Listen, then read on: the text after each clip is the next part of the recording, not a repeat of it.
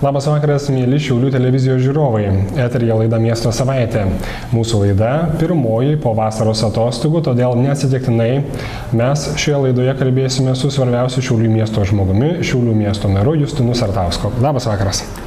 Labas vakaras. Visai neseniai po atostogų susirinko taip pat ir Šiaulių miesto taryba, kuri tikrai svarstė nemažai aktualių ir svarbių Šiaulių miestui klausimų. Todėl galbūt apie svarbiausius būtų verta pakalbėti ir mūsų laidoje. Na, iš tikrųjų, pakankamai graži iniciatyva, kuri buvo pasiūlyta vieno tarybos nario ir tarybos po ilgų diskusijų buvo patvirtinta. Tai yra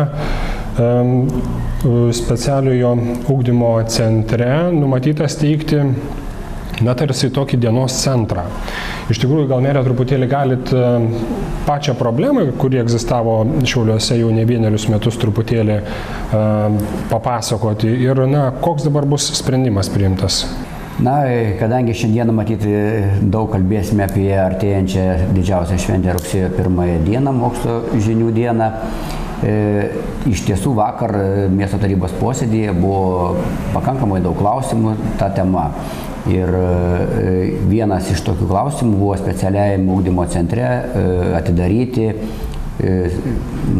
socialinį poskyrį. Tai yra mūsų šioje mokykloje vaikai sergantys sunkiomis judėjimo ligomis ugdomi iki 21 metų, o toliau įstatymas numato, kad valstybė nebeturi tokiem vaikam švietimo programos ir jie turėtų pereiti į socialinės paramos kuruojamų įstaigų tarpą arba likti tėvai su suaugusiais vaikais, nelankant jokios įstaigos. Atsižvelgiant į tai, kad vaikai buvo ugdomi specialiai ugdymo centre Dainų mikrorajone ir tėveliai ten adaptavosi, kai kurie net ir butus nusipirko, kad būtų arčiau vaiką vesti į mokyklą. Mes labai atsakingai ėmėmės tos programos dalies ir mūsų tarybos nariai, administracija, specugdymo centro vadovai dalyvavo išvykose Kelmėje, Joniškyje, Vilniuje ir pamatė ten gerąją patirtį, kad prie švietimo institucijos galima įkurti dienos centrą, socialinių paslaugų dienos centrą ir vakar tam mes pritarėm. Pradžioje tokių vaikų tikrai mes turėsime nedaug, skaičiuojama gal 3-5, bet kadangi procesas tęsis, tai nuo kitų metų gal sausio 1 dienos, aš manau, kad prie amžiaus riba pasieks vis daugiau ir šiame centre galės gauti tinkamą prieglaudą, tinkamą pagalbą tų tėvelių vaikai, kurie ten mokėsi, o galbūt atvažiuos ir iš kitur. Ypač smagu, kad mes tikrai atsižvelgiam į tėvelių pageidavimus ir labai sunkią, jiems labai aktualią problemą gražiai vakar sprendėm. Iš tikrųjų, kaip bus finansuojamas tas dienos centras, ar savivaldybei reikės prisidėti savo lėšomis, ar yra galimybė išspręsti kažkaip kitaip šitą problemą? Kiekvienas lankantis tokį dienos centrą vaikas yra finansuojamas iš valstybės biudžeto. Nedidelę dalį privalo remti tėvai, jeigu jų pajamos darbinės yra. Ir taip pat nedidelę dalį dotacijų turėsime skirti į savo biudžeto.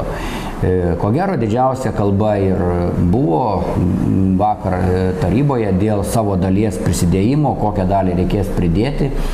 Tačiau žvelgiant į problemos aktualumą, tos lėšos tikrai yra netokios didelės, kad negalėtų savivaldybė tokių lėšų rasti. Ir manau, kad ir balsavimas vakar parodė, kad vos ne vieningai mes tam sprendimo projektui pritarėm. Ir šiemet mes taip nusprendėme, kad stengsimės įsitekti į lėšas, kurių skirs valstybė ir tėveliai, o kitais metais, tvirtinant kitų metų biudžetą, savivaldybė taip pat skirs dalį savo trūkstamų lėšų. Kitas lėšų šaltinis yra projektai, rašomi į socialinės apsaugos ir darbo ministeriją, į kitus europinius struktūrinius fondus. Man teko dalyvauti Vilniaus analogiškame centre. Iš tiesų per projektus jie yra gavę tikrai nuostabios įrangos ir mokymo, ir sportavimo, treniravimo šitokių vaikų. Ir iš tikrųjų tai nuostabu, kalbantis su ten dirbančiais darbuotojais, kad atsiranda tokios galimybės gauti įvairios įrangos ir įsirengti tinkamas patalpas tokių vaikų ugdymui ir priežiūrai. Na, kita grupė vaikų, kurie turi kitokio sutrikimo, autizmo požymių, tai mes taip pat turėjome analogišką situaciją ir jau anksčiau priėmėme sprendimus, kad šitie vaikai lankys godos įstaigą ir mūsų, galime pasakyti, džiaugsmui turėjome jau parengtas patalpas, nereikėjo investuoti ir būtent dviejų lygų turintis grupių žmonės, kuriem tikrai šeimose yra didelės problemas auginant tokias ligas turinčius vaikus, šiemet po ilgų diskusijų mes būsime išsprendę. Dar vienas aktualus klausimas, kuris buvo nagrinėtas miesto taryboje, tai sprendimas įkurti Šiauliuose krepšinio akademiją. Šį pasiūlymą metų pradžioje teikė Krepšinio federacijos dabartinis vadovas Arvydas Sabonis. Kaip miestui pasisekė apsispręsti, miesto politikams kaip pasisekė apsispręsti, ir kaip ta akademija turėtų būti kuriama. Iš tikrųjų, tai ir spaudoje daug diskusijų vyksta ir bendruomenėje galbūt sukėlė šiek tiek tokio nesupratimo, gal vien dėl to, kad turime mažai informacijos. Mes Šiaulių krepšinio akademiją, kurią pavadiname Saulė, ir dėl jos steigimo vakar susitarėme, siekėme dviejų tikslų. Pirma, mes visiems sakome, kad miesto savivaldybė tikrai neturi finansinių resursų daugiau remti bet kurios sporto šakos, tame tarpe ir numeris 1 sporto šaka Lietuvoje laikomo krepšinio. Ir antra, sunku pritraukti į biudžetinės įstaigos rėmėjus privatų verslą vien dėl to, kad nėra galimybės kalbėti apie tai, kaip jie galėtų dalyvauti proceso organizavime. Na ir mes tikimės, kad įsteigę viešą įstaigą galėsime ne tik pritraukti lėšas, bet pirmas žingsnis galbūt suteikti įstaigos valdybos nario teisės, kad šie verslininkai ar Lietuvos krepšinio federacija galėtų dalyvauti tiesiogiai valdyme. Su nedidelėmis dalėmis mes esame ir pasakę, kad nedaugiau kaip trečdalį tik tai galėtumėm skirti privačiam verslui ar Lietuvos krepšinio federacijos įstaigai.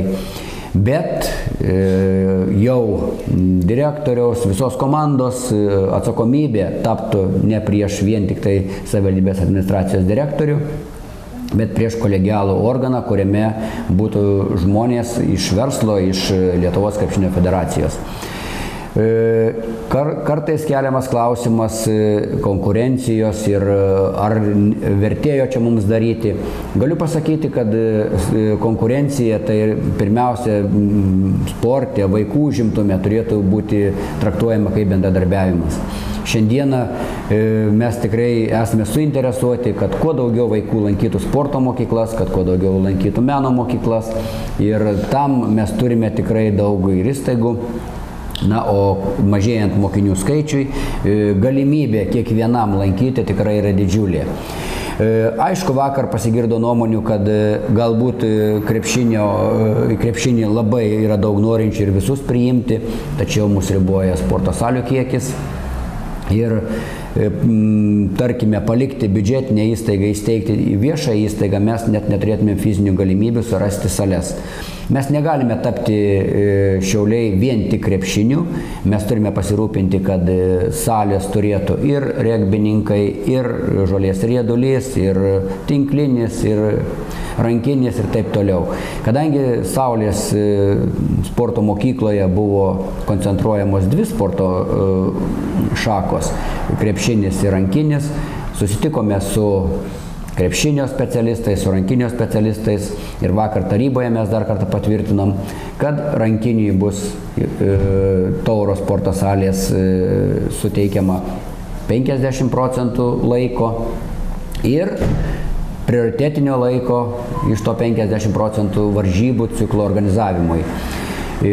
Manau, kad toks požiūris išliks ir jis bus įtvirtintas net Krepšinio akademijos steigimo sutartyje. Na ir laidos pabaigą be abejo skirsime artėjančiai šventei rugsėjo 1. Iš tikrųjų, mere, kaip Šiauliai yra pasiruošę rugsėjo 1, kaip pasiruošusi švietimo bendruomenė sutikti šią svarbią datą, naujuosius mokslo metus? Rugsėjo 1 jau rytoj ir taip sutampa šiemet, kad yra šeštadienis, tai dauguma mokyklų švęs rugsėjo 1 rytoj, kai kurios mokyklos švęs rugsėjo 3. Ir turiu pasakyti, kad mokyklos yra beveik visos tinkamai pasiruošusios, galbūt Daukanto mokykla šiek tiek užsitęsė remontas, bet ir statybininkam duota komanda iki 10 dienos pabaigti darbus, priešingų atveju tikrai jų lauks dideli nemalonumai. Na, o mūsų mokyklos vėl sulaukė mažiau mokinių ir tikrai turime didelių iššūkių, kadangi dar mokinių skaičius mažėja ir šiemet į mokyklų suolus Šiauliuose apie 700 mokinių skaičius sumažėjo. Aš linkiu akademiniai bendruomeniai, tai yra moksleiviam, studentam, tikrai gerų, prasmingų metų, vėl grįžti su ryžtu pasisemti žinių, na, o mokytojam, dėstytojam su didžiuliu pakilimu žinias jiems perteikti, nes kiekvienas iš mūsų sėdėjome arba rytoj ateisime ir vėl sėsime į suolus ir rugsėjo 1 mūsų širdyse yra mūsų visų šventė. Taigi su švente, mėly šiauliečiai, su švente mokytojai, dėstytojai, moksleiviai, studentai. Linkime visiems gražios šventės ir pasimatysime jau kitą savaitę Miesto savaitės laidoje. Viso geriausio.